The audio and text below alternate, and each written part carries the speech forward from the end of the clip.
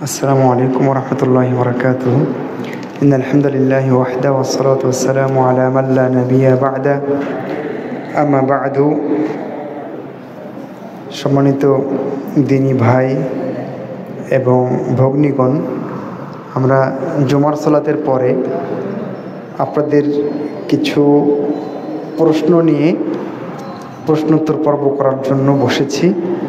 সর্বপ্রথম যে প্রশ্নটা আমার কাছে এসেছে সেটা হচ্ছে, আপনি তো বললেন খুতবাতে যে কোরবানি নিজের পশু নিজে করাই ভালো, কিন্তু আমি তো এখন ভাগা কোরবানি দিচ্ছি 7 জন মিলে গরু, তাহলে এখন 7 জন তো আর জবাই করা যাবে না, তাহলে এখন কি হবে?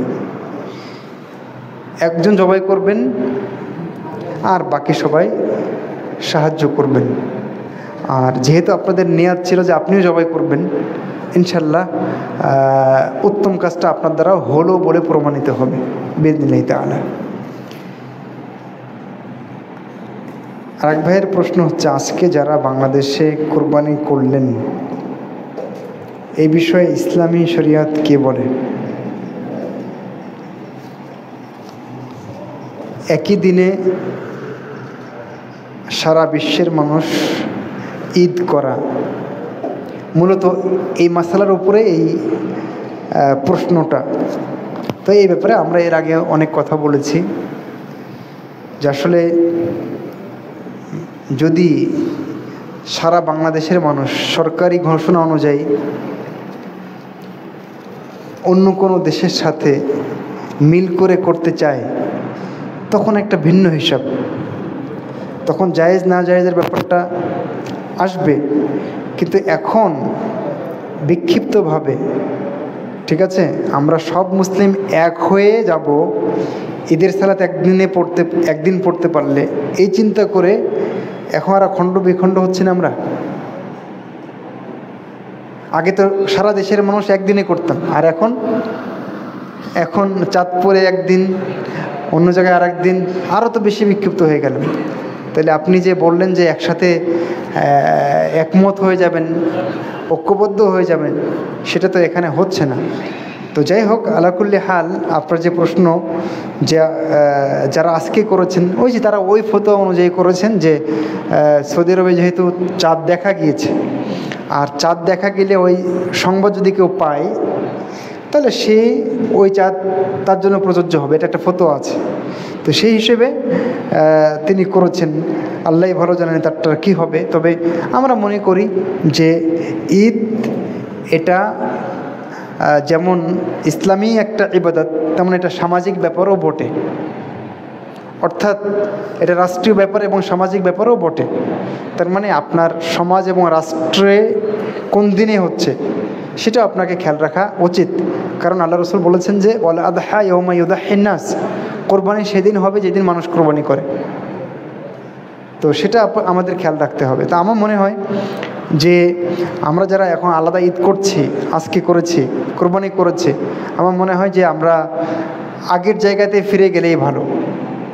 এবং সেটাই আমি পরামর্শ দিই যে আমাদের দেশের চাঁদ দর্শন অনুযায়ী আমরা ঈদ আদায় করব, ঈদ উদযাপন করব, কোরবানি করব, এটাই বেশি ভালো। হ্যাঁ, শেখ আলবানী রাহিমাহুল্লাহ বলেছেন যে যদি মানে রাষ্ট্রীয়ভাবে কখনো চালু হয় তাহলে পুরো দেশের মানুষ আমরা রাখবো, ঈদ করব, কোরবানি করব, তখন আবার বিষয়টা হালকা। কিন্তু ওইটা যতদিন না হচ্ছে ততদিন এভাবে বিক্ষিপ্ত হবে আমাদের ঠিক হচ্ছে না। আল্লাহু আলাম। এই ব্যাপারে অনেক কথা আমাদের আছে, অনেক লেখালেখিও আছে, এই ব্যাপারে বই পুস্তকও আছে, আপনারা দেখবেন ইনশাল্লাহ। আরেকজন প্রশ্ন করেছেন, দোয়া করার উত্তম পন্থা কি? একা একা নামাজের পর হাত তুলে দোয়া করা যাবে কি? দোয়া করার উত্তম পন্থা, উত্তম সময় সবই আছে। তো আপনার প্রশ্নের 2টা পার্ট। প্রথম পার্টের জবাবে বলি যে দোয়া করার জন্য উত্তম পন্থা হচ্ছে আপনি একটা ভালো সময় বেছে নেবেন দোয়া করার জন্য, এবং দোয়াতে আপনি সীমা লঙ্ঘন করবেন না। অর্থাৎ দোয়া করতে গিয়েও আমরা অনেক সময় সীমা লঙ্ঘন করি। তার মানে দোয়ার সিস্টেম ঠিক থাকে না, দোয়াতে শব্দ প্রয়োগ ঠিক থাকে না, শব্দ চয়ন ঠিক থাকে না, তখন দোয়া করতে গিয়ে আমি সীমা লঙ্ঘন করে ফেলি। সেজন্য দোয়া হতে হবে একান্ত আপনার মাঝে এবং আপনার রবের মাঝে, এবং সেটা যদি হয় ভালো সময়গুলোতে তাহলে বেশি ভালো, যেমন গভীর রাতে হতে পারে। তবে অন্য যে কোনো সময় আমরা দোয়া করতে পারি, অন্য যে কোনো সময় আমরা দোয়া করতে পারি। আর দোয়া করার জন্য যদি একাকী আমরা দোয়া করি তাহলে হাত তুলে দোয়া করলে এটা দোয়ার একটা আদব, আল্লাহ এটা বেশি কবুল করার সম্ভাবনা থাকে, কারণ আল্লাহ খালি হাতে ফিরিয়ে দেওয়াকে অপছন্দ করেন, লজ্জাবোধ করেন। সেজন্য হাত তুলে আপনি একাকী দোয়া করতে পারেন আল্লাহর কাছে। আর উত্তম পন্থা যদি বলি আরও, তাহলে এখানে আপনি যুক্ত করতে পারেন যে আল্লাহ রসুলের যে চমৎকার অর্থবোধক শব্দচয়ন সেগুলো আপনি দোয়াতে নিয়ে আসতে পারেন। তার মানে কোরআন এবং হাদিসে যে সমস্ত দোয়া এসছে সেগুলো আপনি বেশি বেশি করে দোয়াতে বলতে পারেন, কারণ ওখানে ছোট্ট ছোট্ট বাক্য কিন্তু অনেক ব্যাপক অর্থবোধক শব্দ ওখানে আছে। দোয়ার ক্ষেত্রে আরেকটা জিনিস খেয়াল করবেন যে আপনার উপার্জন হারাম হচ্ছে কিনা সেটাও খেয়াল করবেন, তাহলে উপার্জন হারাম হলে কিন্তু দোয়াটা কবুল হবে না। তারপর আরেকটা জিনিস খেয়াল করবেন, দোয়ার শুরুতে আপনি যদি আল্লাহ রসুলের উপরে দরুদ পড়ে নেন, তার আগে আল্লাহর প্রশংসা করে নেন, তারপরে চান, তাহলে এটা বেশি ফলপ্রসূ হয়। যেমন সূরা ফাতিহাতে আমরা দেখেছি আগে আল্লাহর প্রশংসা আছে, তারপরে নিজেকে আল্লাহর কাছে সঁপে দেওয়ার কথা আছে, তারপরে চাওয়ার কথা আছে। আল্লাহ রসুল নিজেও বলেছেন যে আমি আপনার বান্দা এবং বান্দির ছেলে, আমার ললাট আপনার হাতে। তারপরে আল্লাহ রসুল চেয়েছেন। তার মানে নিজেকে আগে আল্লাহর কাছে এইভাবেই পেশ করবেন যে আপনি তার বান্দা বান্দি, আপনার খুব প্রয়োজন আল্লাহর, তার প্রশংসা করবেন, এরপরে দোয়া করবেন। তো আমার মনে হয় এগুলো হচ্ছে দোয়া করার কিছু উত্তম পন্থা হতে পারে। এরপরে সালাতের পরে আপনি একাকী হাত তুলে দোয়া করবেন কিনা প্রশ্ন করেছেন। তো সালাতের পরে, বিশেষ করে ৫ ওয়াক্ত সালাতের পরে আমরা দেখেছি আল্লাহ রসুল সাল্লাল্লাহু আলাইহি ওয়াসাল্লাম আমাদেরকে অনেক জিকির এবং আজকার শিখিয়েছেন, অনেক দোয়া শিখিয়েছেন। আল্লাহ রসুল নিজেও অনেক দোয়া পড়েছেন, কিন্তু সালাতের পরে একাকী হলেও মানে হাত তুলে দোয়ার ব্যাপারে আমরা স্পষ্ট আসলে কিছু পাচ্ছি না। তো আমার মনে হয় যে সালাতের পরে জিকির আজকার এবং দোয়াগুলো যেভাবে এসছে এইভাবে হাত না তুলে আমরা করতে পারি। তবে যদি কেউ মাঝে মধ্যে কখনো কখনো হাত তুলে এই সময় দোয়া করতে চায়, আশা করি ইনশাল্লাহ দোষের কিছু হবে না বিইজনিল্লাহি তাআলা। এরপরে প্রশ্ন করেছেন আরেক ভাই, আল্লাহ আপনার ঈমান, আমল ও ইলমে বারাকা দান করুন, আমিন, আল্লাহুম্মা আমিন। যেগুলো হয়ে গেছে সেগুলো নিয়ে নিন। শেখ, ঈদের সালাত মসজিদে অনুষ্ঠিত হলে কি ঋতুবতী নারীগণ ঈদের খুতবা ও দোয়াতে অংশগ্রহণ করতে পারবেন? এটা একটা গুরুত্বপূর্ণ প্রশ্ন করেছেন। ঈদের সালাতে আসলে মা বোনরা সিরাপগ্রস্ত ঋতু অবস্থায় থাকলেও ঈদগাহে তাদেরকে আসার কথা বলা হয়েছে, তবে সালাতের জায়গা ত্যাগ করার কথা বলা হয়েছে যদি ঈদগাহ হয়। কিন্তু এখন তো আমরা মসজিদে আদায় করছি, এখন কি হবে? এখন তো পুরোটাই সালাতের জায়গা, তাই না? তো এই ক্ষেত্রে আমার কাছে যেটা মনে হয়, আল্লাহ তাআলা আলাম, তাদেরকে এনে পিছনে রাখা যেতে পারে, একেবারে পিছনে রাখা যেতে পারে। কমপক্ষে তারা শরীক হলো, কারণ জরুরি প্রয়োজনে মেয়েদের ঋতুবতী অবস্থায় মসজিদে জরুরি প্রয়োজনে অতিক্রম করা যায়, কিন্তু বসা যায় না, বসে থাকা যায় না, এটা একটা আছে। তো সেই দৃষ্টিকোণ থেকে কেউ কেউ ফতোয়া দিয়েছেন যে এই অবস্থায় মসজিদে না আসাই উত্তম। তো যাই হোক, মত দুটোই আছে, আল্লাহু আলাম, আপনি নিতে পারেন যে কোনো একটা।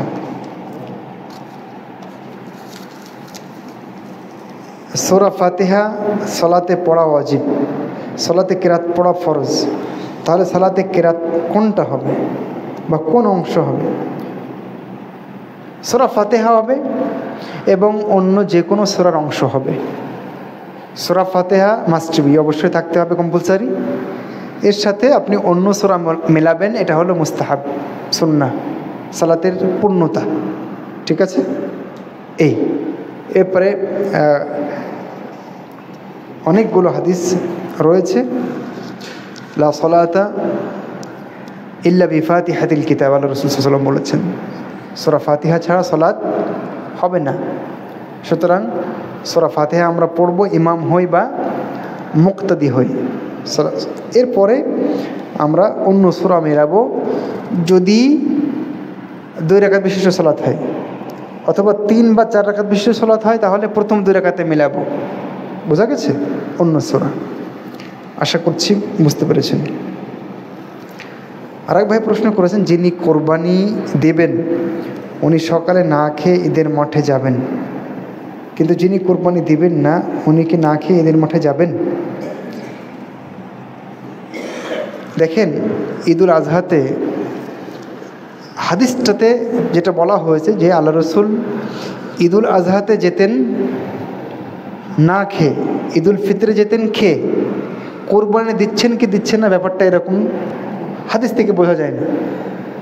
তবে চুল নখ কাটার বিষয়টা কোরবানি দাতার সাথে সম্পর্কিত, কিন্তু ঈদের দিন খাওয়া না খাওয়ার ব্যাপারটা কোরবানি দাতা কোরবানি করা বা না করার সাথে সম্পর্ক না, যতটুকু হাদিস থেকে বোঝা যায়। আল্লাহু আলাম। সেজন্য কোরবানি আপনি দেন বা না দেন, আপনিও এই সুন্নাতটা পালন করবেন। আল্লাহু আলাম। সকল দেশে একসাথে রোজা ও ঈদ পালনে শরীয়তে কি কোনো বাধা নেই? এই ব্যাপারে আমি কথা বলেছি। দেখেন, এটা আসলে অনেক দুরূহ ব্যাপার, অনেক কঠিন ব্যাপার। বরং একই দিনে এইটা পালন করা সম্ভব না। অনেক সময় সময়ের ব্যবধান 12-13 ঘন্টাও আছে, তাই না? এখানে সকাল, আর এক জায়গায় রাত। তো এটা আসলে মেলানো খুবই কঠিন। তারপরে যদি কখনো অন্তত কাছাকাছি যাওয়া যায় এবং সারা বিশ্ব সরকারিভাবে এটা ঘোষণা হয়ে যায়, তাহলে সবাই এটা করলাম, তখন ভিন্ন। কিন্তু এমনি যতদিন সেটা না হচ্ছে, বিক্ষিপ্তভাবে এটা আমাদের করা ঠিক হবে না। চাঁদ দেখে নিজ দেশে রোজা ও ঈদ পালন কি তাহলে সামাজিকতা? সামাজিকতা এবং রাষ্ট্রীয়, এটা ইসলামের শরীয়তের বিধানও যেমন, এটা সামাজিক এবং রাষ্ট্রীয় সিস্টেমও তেমন। কারণ আল্লাহ রাসূল বলেছেন, ওয়াল ফিতরু ইয়াওমা ইফতিরুন নাস ওয়াল আযহা ইয়াওমা ইউযাহিন নাস। ঈদুল ফিতর সেদিন হবে, ঈদ রোজা সেদিন ভাঙতে হবে যেদিন মানুষ ভাঙে। ঠিক ঈদুল আজহা সেদিন হবে যেদিন মানুষ ঈদুল আজহা করবে। তো আমার এলাকায় কেউ করেনি, আমার রাষ্ট্রে কেউ করেনি, আমি একা করতে পারি না। কথা বোঝা গেছে? তো সেই জন্য আমরা বলে থাকি যে এটা রাষ্ট্রীয় ক্ষেত্রেও এবং সামাজিকতাও এখানে দেখার বিষয় রয়েছে। আরাফার সিয়াম পালন করতে গিয়ে প্রচলিত চিরস্থায়ী ক্যালেন্ডার অনুযায়ী সাহারির শেষ সময় উল্লেখ ছিল 4:24, কিন্তু অনলাইনে সাহারির শেষ সময় ছিল 3:49। আমার প্রশ্ন হলো, আমার পরিবারে আমি সেহরির শেষ সময় 3:39 ধরে খাওয়া সম্পন্ন করেছি, আর পরিবারের অন্য সদস্য চান 4:24 ধরে চিরস্থায়ী ক্যালেন্ডার অনুযায়ী করতে। আসলে চিরস্থায়ী ক্যালেন্ডার আর মোবাইলের যে সফটওয়্যার, এটা আমি কোনোটাই বুঝি না। আমি বুঝি যে অ্যাকুরেট টাইম কোনটা হচ্ছে, এটা আপনি যাচাই করবেন। আপনি দেখবেন ক্যালেন্ডার ঠিক আছে নাকি সফটওয়্যার ঠিক আছে। যেটা ঠিক আছে ওই অনুযায়ী আপনিও চলবেন, আপনার পরিবারে চলবেন। এটা যাচাই করার জন্য অনেক বুদ্ধি আছে। এখন অনলাইনে অনেকভাবে সার্চ করে আপনি এটা পেয়ে যাবেন। আপনি চ্যাট জিপিটিকে নক করলেও আপনাকে বলে দেবে, এখন জেমিনাইকে নক করলেও বলে দেবে, ডিপসিককে জিজ্ঞেস করলেও বলে দেবে। এআই এখন অনেক কিছু সাহায্য করে, ইন্টারনেট সাহায্য করে, এর মাধ্যমে আপনি জানতে পারবেন। আর অনেক সফটওয়্যার এবং অ্যাপ তো আছে। সুতরাং এখানে স্থায়ী ক্যালেন্ডার বা সফটওয়্যার যে কোনোটাকে আমি প্রাধান্য দিতে পারছি না। আমি প্রাধান্য দেব কোনটা যেটা সঠিক। তো আপনি যাচাই করেন যে কোনটা সঠিক।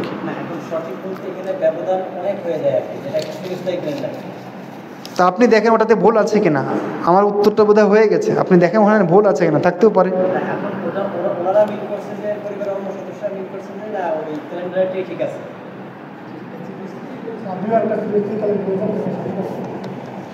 তাহলে এই ক্ষেত্রে আপনারা একটা কাজ করতে পারেন, চিরস্থায়ী ক্যালেন্ডার অন্য কোম্পানির বা অন্য প্রতিষ্ঠানে আরও দু একটা নেন, এবারে মিল করেন আপনি, ঠিক আছে? তো আমার মনে হয় কি ব্যাপারটা আমি যেটা বলেছি যাচাই করার ব্যাপার আছে, মানে আত্মসমর্পণ আগে করবেন না, আগে যাচাই করবেন তারপরে আত্মসমর্পণ। একটি কাল্পনিক ঘটনা উপস্থাপন করছি।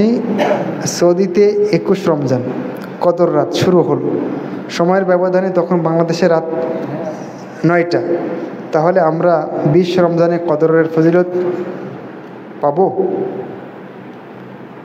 আচ্ছা, আমি আপনাকে একটা প্রশ্ন করি, উত্তর না দিয়ে আপনাকে একটা প্রশ্ন করি। মহান রব্বুল আলামিন প্রতি রাতের শেষ তৃতীয়াংশে দুনিয়ার নিকটতম আসমানে নেমে আসেন, এই হাদিসটা আছে আপনি জানেন? এই হাদিসটাকে আপনি বিশ্বাস করেন? তাহলে পৃথিবীর কোথাও না কোথাও সবসময় 24 ঘন্টা রাতের শেষ তৃতীয়াংশ, তাহলে আপনি এখন কি করবেন বলেন, কি করবেন? সেজন্য উত্তর হচ্ছে আপনার জন্য যে আপনাকে বলা হয়েছে আপনার যে টাইম, যে দেশে আপনাকে আল্লাহ রেখেছেন সেই টাইম আপনি ফলো করবেন। বাকি ফজিলত পাওয়া না পাওয়ার দায়িত্ব ওটা আল্লাহর হাতে, ওটা কিভাবে দিতে হবে সেটা আল্লাহর হাতে। আল্লাহ এই টাইমের ঊর্ধ্বে যে টাইম আল্লাহ আমাদেরকে দিয়েছেন না, এটা আমাদের জন্য। এই টাইম কিন্তু সব জায়গায় নাই, আল্লাহ এই টাইমের তোয়াক্কা করেন না। সুতরাং এইটুক দিয়ে আর এই ব্রেন দিয়ে যদি আল্লাহকে মাপতে যান তাহলে হবে না। আত্মসমর্পণ করবেন কোরআন এবং হাদিসের বক্তব্যের কাছে, ফজিলত পেয়ে যাবেন ইনশাআল্লাহ। আর এক ভাই বলেছেন, প্রিয় শায়েখ, আমি কি রাস্তাঘাটে বাজারে চলাফেরা করার সময় দোয়া করতে পারবো? হ্যাঁ পারবেন, যে কোনো সময় দোয়া জিকির আজকার করতে পারবেন, কোনো সমস্যা নেই। শেষ, ঠিক আছে। জাযাকুমুল্লাহু খায়রান ওয়া বারাকা ফিকুম। যা বলেছি সঠিক হলে আল্লাহর তৌফিক ছিল, ভুল হলে আমার পক্ষ থেকে, শয়তানের পক্ষ থেকে হয়ে গেছে, আল্লাহ মাফ করে দিক, আমিন। এই বলে আমার কথা শেষ করছি এবং প্রশ্নোত্তর পর্ব শেষ করছি। সুবহানাকাল্লাহুম্মা ওয়া বিহামদিকা আশহাদু আল্লা ইলাহা ইল্লা আনতা ওয়া আস্তাগফিরুকা ওয়া আতুবু ইলাইকা। আসসালামু আলাইকুম ওয়া রাহমাতুল্লাহি ওয়া বারাকাতুহু।